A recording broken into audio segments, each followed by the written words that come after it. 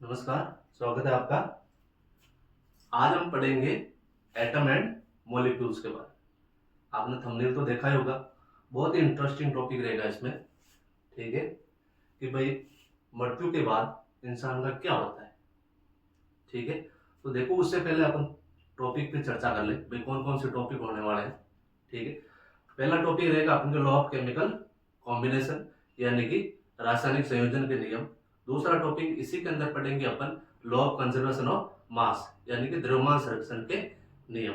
ठीक है, फिर एक टॉपिक इसका रहेगा अपन के law of constant and proportion यानी कि स्थिर अनुपात का नियम बोल सकते हैं या फिर उसको आप निश्चित अनुपात का नियम बोल सकते हैं। ठीक है, जो जो स्थिर अनुपात का नियम है, ठीक है, उसको किस हिसाब से देखेंगे अपन according to Dalton atomic theory के हिसाब से। ठीक है, फिर अपन पढ़ेंगे मॉलिक्यूल्स के बारे में, फिर रेडियो बाय मास।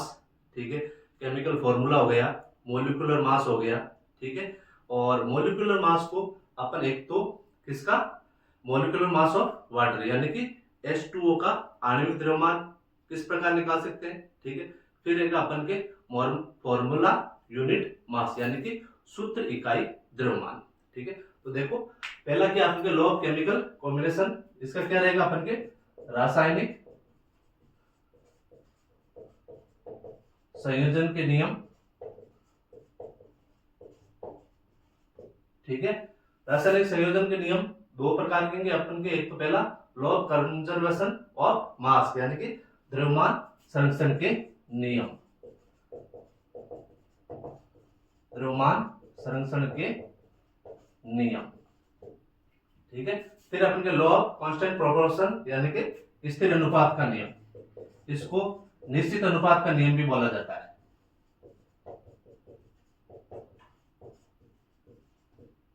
ठीक है, according to Dalton atomic theory यानी कि डाल्टन परमाणु।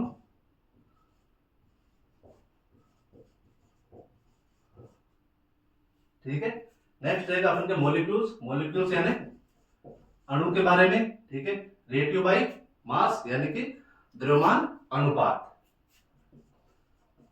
द्रव्यमान अनुपात। ठीक है, फिर पढ़ेंगे अपन केमिकल फॉर्मूला के आधार पर। ठीक है, यानी कि केमिकल फॉर्मूला क्या होता है अपन के रासायनिक सूत्र यानी कि जितने भी अपन के रासायनिक तत्व बनते हैं, ठीक है, या फिर यौगिक बनता है वो किस प्रकार बनते हैं। ठीक है, नेक्स्ट अपन के मोलिकुलर मास यानी कि आणविक द्रव्यमान। आणविक द्रव्यमान किसका निकालेंगे पहले अपन जल का। ठीक है, और उसके बाद में देखेंगे अपन फॉर्मूला यूनिट मास यानी कि सूत्र इकाई द्रव्यमान। ठीक है, पहली चीज आती है अपन के कि जो रासायनिक संयोजन का नियम है लॉ ऑफ केमिकल कॉम्बिनेशन, ये किसने दिया था, लवाइसिए एवं किसने, लवाइसिए एवं जोसेफ एल प्राउस्ट। इंपॉर्टेंट है, ध्यान रखना, ये किसने दिया था अपन के लवाइसिए एवं जोसेफ एल प्राउस्ट ने। ठीक है, उसके बाद में नेक्स्ट है अपन के इसी के अंदर law of conservation of mass यानी कि द्रव्यमान संरक्षण का नियम। ठीक, अब इस चीज को समझना है। ठीक है, द्रव्यमान संरक्षण का नियम क्या होता है कि किसी भी रासायनिक अभिक्रिया में, ठीक है, द्रव्यमान का न तो सृजन किया सकता है और ना ही विनाश। कहने का मतलब है अपन अपनी तरफ से ना तो कोई चीज उसके अंदर ऐड कर सकते हैं और ना ही उसका हटा सकते हैं। ठीक है, यदि जैसे भाई जल बनाना है, ठीक है, तो उसमें हाइड्रोजन का अनुपात भी फिक्स रहेगा और ऑक्सीजन का अनुपात भी फिक्स रहेगा। ठीक है, उन दोनों के द्रव्यमान का अनुपात हमेशा क्या रहेगा, फिक्स रहेगा। आप उसमें ऐसा नहीं है कि भाई हाइड्रोजन का है H2 है, ठीक है, तो आप ऑक्सीजन का द्रव्यमान बढ़ा रहे हो या फिर हाइड्रोजन का द्रव्यमान बढ़ा रहे हो। ठीक है, या फिर इनमें इसका हाइड्रोजन का कम कर रहे हो या फिर ऑक्सीजन का कम कर रहे हो, तो ऐसा इसमें नहीं चलता है। ठीक है, तो देखो, और एक चीज मैंने आपको थंबनेल के अंदर दिखाई थी कि भाई जो वायुमंडल है, ठीक है, वायुमंडल में द्रव्यमान किस प्रकार अपन के काम करता है। ठीक है, पूरा जो वायुमंडल है अपन का, ठीक है, वो इसी सिद्धांत पे काम करता है। कौन सा? द्रव्यमान संरक्षण के नियम के आधार पर। वो किस प्रकार है वो आपको मैं बताता हूँ। ये प्रकृति ऊपर किस प्रकार अपन के काम करता है द्रव्यमान संरक्षण नियम। ठीक है, आपको एक छोटा सा उदाहरण देता हूँ। ठीक है, ये अपन का पूरा वायुमंडल है।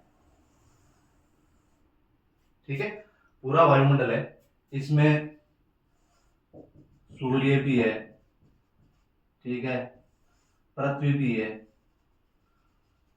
ठीक है, चंद्रमा भी है, ठीक है, अदर सारे ग्रह ग्रह जैसे शनि और बृहस्पति वगैरह जितने भी ग्रह आते हैं, उपग्रह आते हैं, सारी चीजें इसके अंदर है।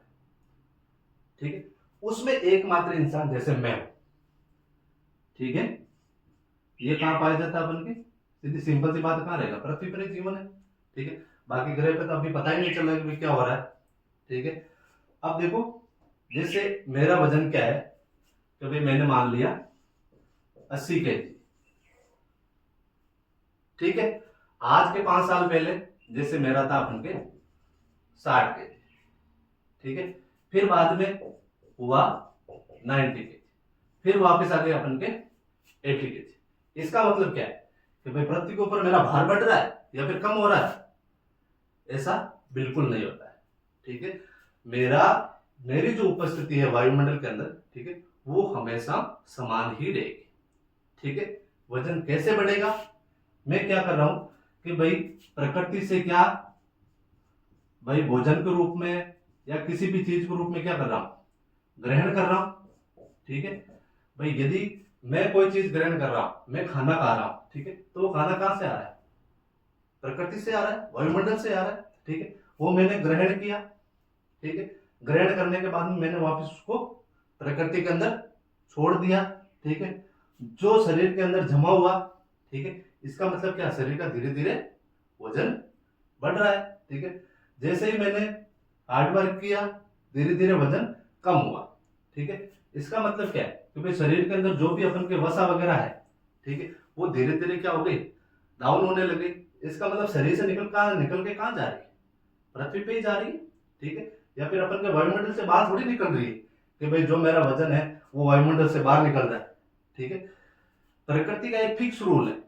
ठीक है, पूरे वायुमंडल में, ठीक है, ना तो आप एक चीज बना सकते हो, ठीक है, और ना ही इस वायुमंडल से आप एक चीज बाहर निकल सकते हो। ठीक है, सिर्फ परिवर्तन होता है। ठीक है, एक रूप से दूसरे रूप में। ठीक है, अब कई बार सुन बोलते हैं कि भाई इंसान मरने के बाद, ठीक है, जैसे ये इंसान खत्म हो गया।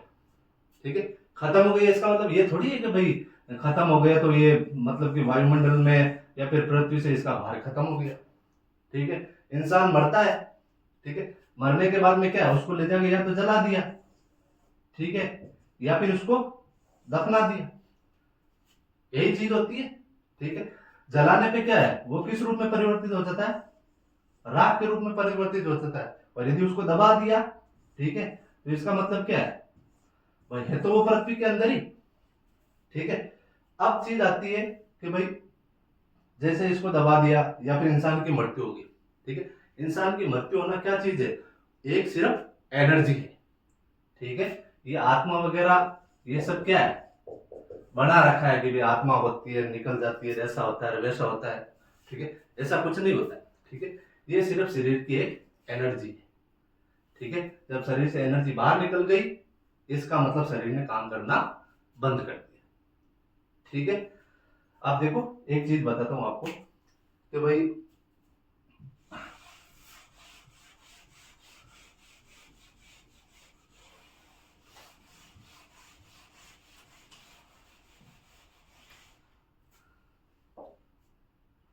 ठीक है, बोला जाता है कि इंसान मर जाता है तो क्या होता है कि भाई वो कहीं और जन्म लेता है या फिर स्वर्ग में जाता है, नरक में जाता है। ठीक है, ये स्वर्ग नरक ये सब क्या है? कुछ नहीं होता है। ठीक है, ये बोल दिया मैंने स्वर्ग और ये ने बोल दिया मैंने नरक। ठीक है, इंसान मरने के बाद में अच्छे कर्म किया तो कहां चला गया? स्वर्ग में। और गलत कर्म किया तो कहां चला गया? नरक में। ठीक है, अरे यदि इंसान का शरीर मरने के बाद में यदि पृथ्वी पर ही है, पृथ्वी पर ही है, तो जो उसको यातनाएं देने वाली चीजें हैं, ठीक है, कि भाई गलत कर्म करोगे तो पकोड़े में तले जाओगे, ठीक है, पकोड़ों की तरह चले जाओगे, ठीक है, या फिर स्वर्ग में जाओगे तो पाकिस्तान वालों की तरह बहुत भूरे मिलेगी, ठीक है, या फिर अच्छे अच्छे भोजन मिलेंगे। अरे एक चीज बताओ मेरे को, इंसान मर गया, ठीक है, मरने के बाद में उसकी बॉडी यहीं पे ही है पृथ्वी पे, ठीक है, बॉडी पृथ्वी पे रह गई, सिर्फ एनर्जी का ट्रांसफर हुआ है, ठीक है। तो यदि बॉडी यहाँ पे है तो वहां पे तला किसको जाएगा, ठीक है, या फिर उसको भोजन किसको दिया जाएगा? अच्छा अच्छा, भाई शरीर ही नहीं है तो भोजन कहाँ डालोगे? दूसरी चीज है, पूरे बहुत पूरे पाकिस्तान वाले, ठीक है, तो वो किसको मिलेगी? अरे शरीर ही यहाँ पे है पूरा का पूरा, ठीक है। तो ऐसी चीजें कुछ नहीं होती है, ठीक है, ये सब बना रखा है, प्रोपेगेंडा फैला रखा है, ठीक है, ये सारी दुकानें चल रही है, ठीक है ना। बाकी ओरिजिनलिटी यही है कि शरीर में क्या है, जैसे आप वो बात बताई थी मैंने एक एनर्जी की, आत्मा क्या है? एनर्जी है, ठीक है। अब इस आत्मा को एनर्जी का रूप दिया गया है कि जैसे अपन खाना खाते हैं, ठीक है, भोजन लिया, ठीक है, भोजन लेने से हमारे शरीर में क्या होती है? एनर्जी उत्पन्न होती है, तभी तो अपन काम कर पाते हैं, ठीक है। ऑक्सीजन गैस ग्रहण की, ठीक है, तो भी हमारे शरीर को क्या मिलती है? एनर्जी मिलती है, ठीक है। यदि आप ऑक्सीजन को रोक के देखो थोड़ी देर के लिए, ठीक है, तो क्या होता है कि वो जो शरीर का अपन का जो सिस्टम होता है, ठीक है, ऑक्सीजन रुकेगा, ठीक है, तो ग्लूकोज से क्रिया ऑक्सीजन का होगा ही नहीं, होगा ही नहीं, तो क्या होगा? शरीर के जो भी अंदर पुर्जे हैं वो काम करना क्या हो जाएंगे? बंद हो जाएंगे, ठीक है। या कोई भी चीज यदि पार्ट खराब हो जाता है, जैसे बोलते हैं हड्डी, ठीक है, यदि हृदय का पार्ट कोई भी खराब हो गया, इसका मतलब क्या है कि भाई इसके अंदर क्या जा रहा है? ब्लड जा रहा है, ठीक है, ऑक्सीजन जा रही है, ठीक है। यदि हृदय ही खराब हो जाएगा तो इन दोनों का मिलन होगा क्या? इन दोनों का मिलन नहीं हो पाएगा, नहीं हो पाएगा तो क्या है? शरीर में एनर्जी बनना क्या हो जाएगी? बंद हो जाएगी, और बंद होगी तो क्या होगा? धीरे धीरे शरीर काम करना बंद कर देगा, बंद करने से क्या होगा? इंसान की मृत्यु हो जाती है, ठीक है। भाई सीधी सिंपल सी बेसिक बात, ठीक है। वो एनर्जी कहां जाती है? पर्यावरण में जाती है, ठीक है। अब सिस्टम इसका इतना ही है कि जो एनर्जी है वो एक रूप से दूसरे रूप में परिवर्तित होती रहती है, ठीक है। कभी इंसान के रूप में, कभी जानवर के रूप में, कभी पेड़ पौधों के रूप में, किसी न किसी चीज के रूप में क्या होती है? वो परिवर्तित होती रहती है, ठीक है। ना कि मरने के बाद में स्वर्ग जाती है या फिर नर्क जाती है, ठीक है, ऐसा कुछ नहीं होता है, ठीक है।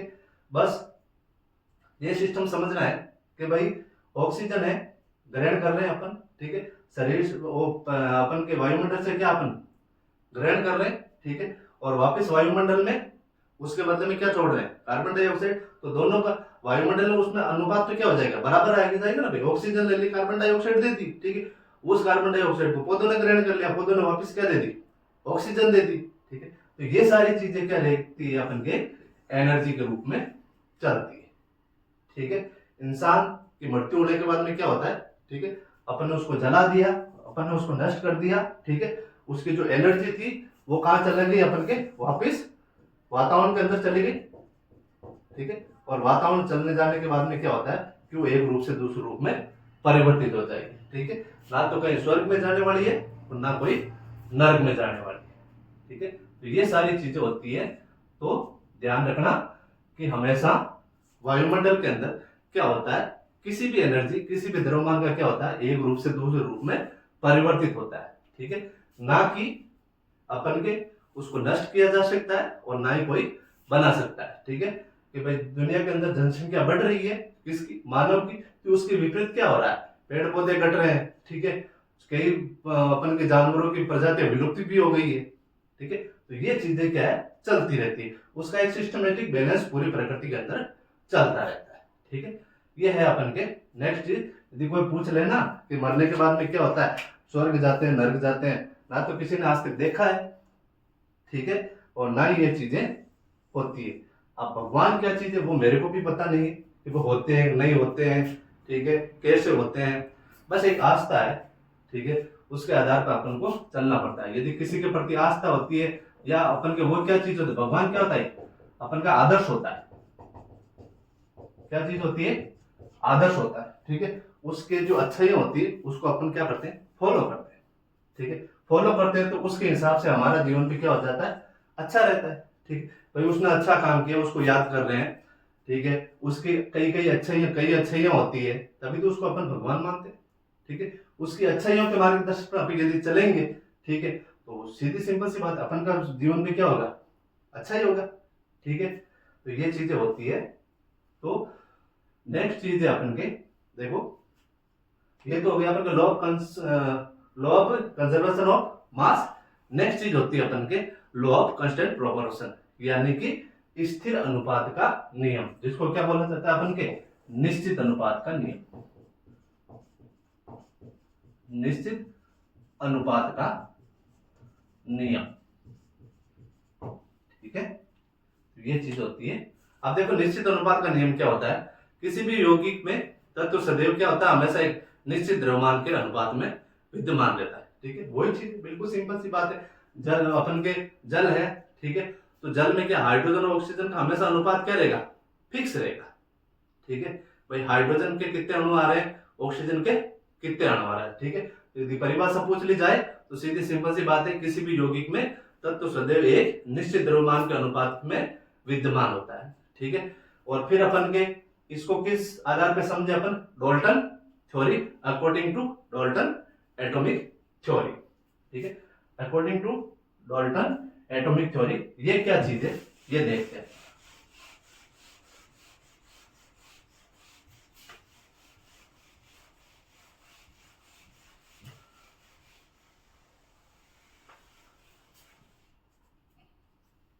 अब देखो डाल्टन थ्योरी है, डाल्टन थ्योरी,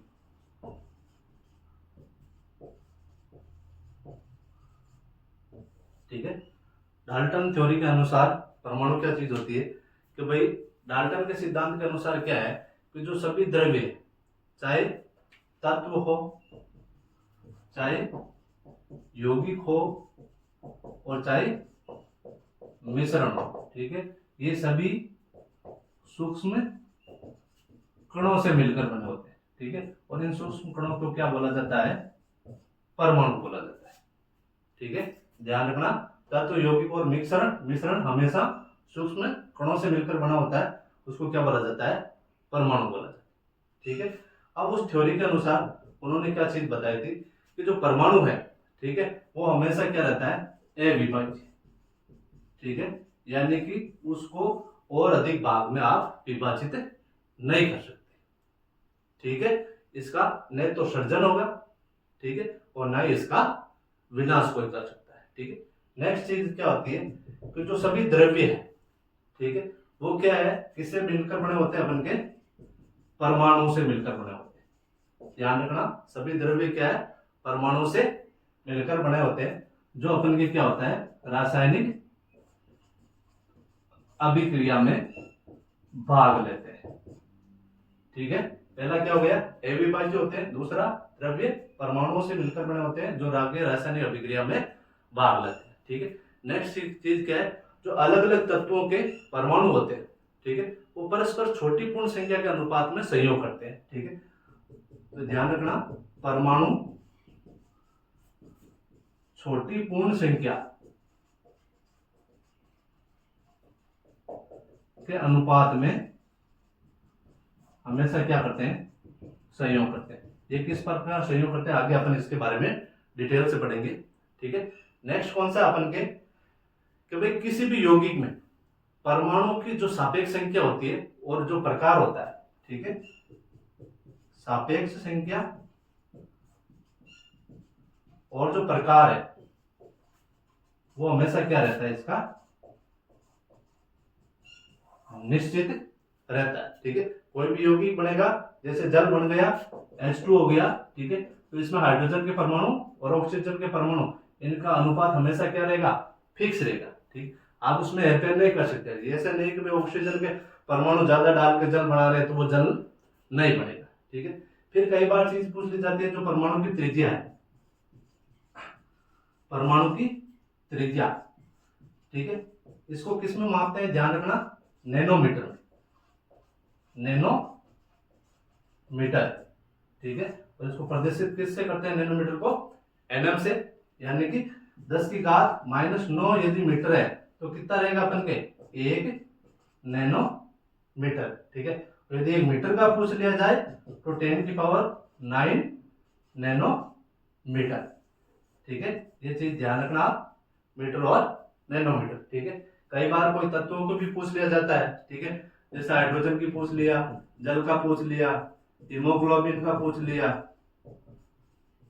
ठीक है, या फिर रेत के कण का पूछ लिया, ठीक है, चींटी का पूछ लिया, शेप का पूछ लिया। ये कुछ है ऐसे जिनके कई बार त्रिज्या का मान पूछा गया है, ठीक है। हाइड्रोजन का पूछ लिया जाए तो 10⁻⁻10, इसकी 10⁻⁻9, हीमोग्लोबिन की 10⁻⁻8 और रेत के कण की 10⁻⁻4, चींटी की 10⁻⁻3 और जो सेम है, ठीक है, उसकी 10⁻⁻1, ठीक है। तो ये चीज आपको ध्यान रखना है, ठीक है। कई बार क्या होता है कि एक चीज पूछी जाती है कि भाई जो तत्व होते हैं, ये जो आपने तत्व हाइड्रोजन, ऑक्सीजन, ठीक है, हीमोग्लोबिन में कौन कौन से तत्व आ रहे हैं, रेत के कण है, इन सब का तत्व, ठीक है, एक पद्धति है IUPAC, ठीक है, इसके अनुसार इसका नामकरण होता है, ठीक है। IUPAC पद्धति कई बार पूछा गया है। IUPAC की फुल फॉर्म यानी इंटरनेशनल यूनियन, ठीक है, of pure and applied chemistry, ठीक है, international union of pure and applied chemistry, ध्यान रखना। IUPAC का फुल फॉर्म कई बार पूछ लिया गया है। 2-3 तत्व है, जैसे एक तो आयरन, ठीक है, एक अपने सोडियम, एक पोटेशियम, ठीक है, इनका कई बार लैटिन नाम, ठीक है, क्या पूछा गया है, इसका लैटिन नाम, ठीक है। तो आयरन का लैटिन नाम क्या रहेगा अपन के, ध्यान रखना, फेरम, क्या रहेगा, फेरम, ठीक है। और सोडियम का क्या रहेगा, नेट्रियम, सोडियम का लैटिन नाम रहेगा नेट्रियम, ठीक है। और पोटेशियम का लैटिन नाम रहेगा अपन के क्या, केलियम, ठीक है। तीनों का याद रखना है, सोडियम, पोटेशियम और कैल्शियम, फेरम, नेट्रियम और केलियम, ठीक है। फिर अब आता है नेक्स्ट के सापेक्षिक परमाणु द्रव्यमान क्या चीज होती है, सापेक्षिक परमाणु द्रव्यमान,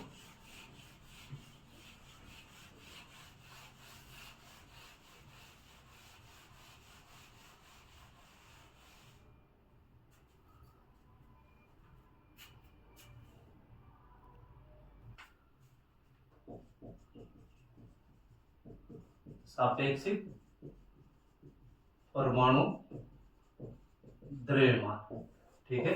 इसमें किससे प्रदर्शित करते हैं, म्यू से, ठीक है, म्यू का चिन्ह है ये, ठीक है, उसको अपन बोलते हैं माइक्रोन, ठीक है। अब देखो, ठीक है, अब यदि इसकी परिभाषा पूछ ली जाए, ठीक है, तो सीधी सिंपल सी बात है, किसी भी तत्व के जो परमाणु सापेक्षिक परमाणु द्रव्यमान, ठीक है, उसको परमाणु के औसत द्रव्यमान, इसके परमाणु के औसत द्रव्यमान, परमाणुओं के औसत द्रव्यमान का कार्बन 12, ध्यान रखना, कार्बन 12 परमाणु के द्रव्यमान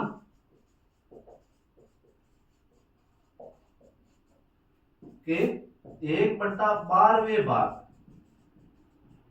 ध्यान रखना किस भाग में, 1/12वें भाग के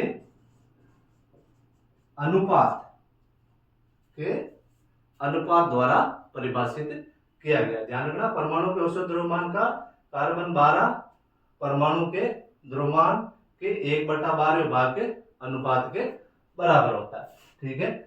अब देखो परमाणु द्रव्यमान किस प्रकार निकालते हैं, ध्यान रखना, देखो अपन एक एटॉमिक स्ट्रक्चर पढ़ी थी पहले, ठीक है। तो ये परमाणु, परमाणु के अंदर क्या पाए जाते हैं, इलेक्ट्रॉन पाए जाते हैं, ठीक है। केंद्र के अंदर क्या होता है, प्रोटॉन होता है और न्यूट्रॉन होता है, ठीक है।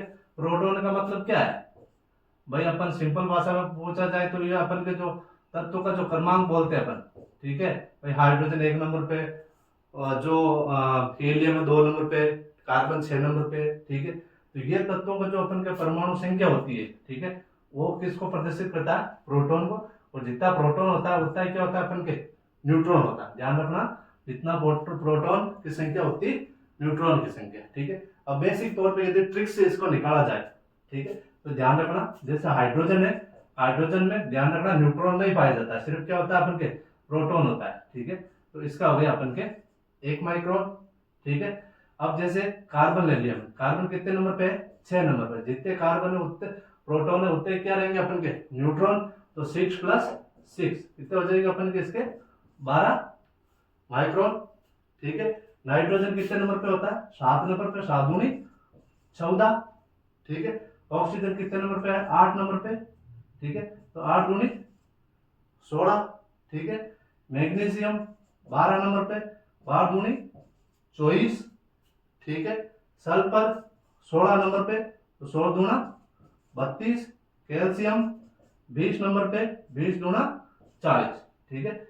लेकिन एक थोड़ा ध्यान रखना, 10 के बाद में, ठीक है, जो न्यूट्रॉन संख्या है वो सम रूप में होती है हमेशा, विषम रूप में नहीं रहेगी।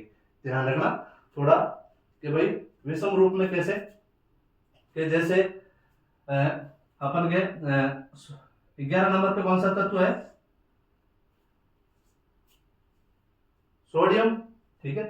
सोडियम कितने नंबर पे है, 11 नंबर, ठीक है। तो प्रोटॉन की संख्या 11 हो गई, ठीक है। अब इसमें ध्यान रखना, न्यूट्रॉन की संख्या 11 नहीं रहेगी, एक संख्या अधिक, हमेशा सम संख्या में रहेगा, ठीक है भाई। 12, 14, 16, 18, 20 इस प्रकार, ठीक है।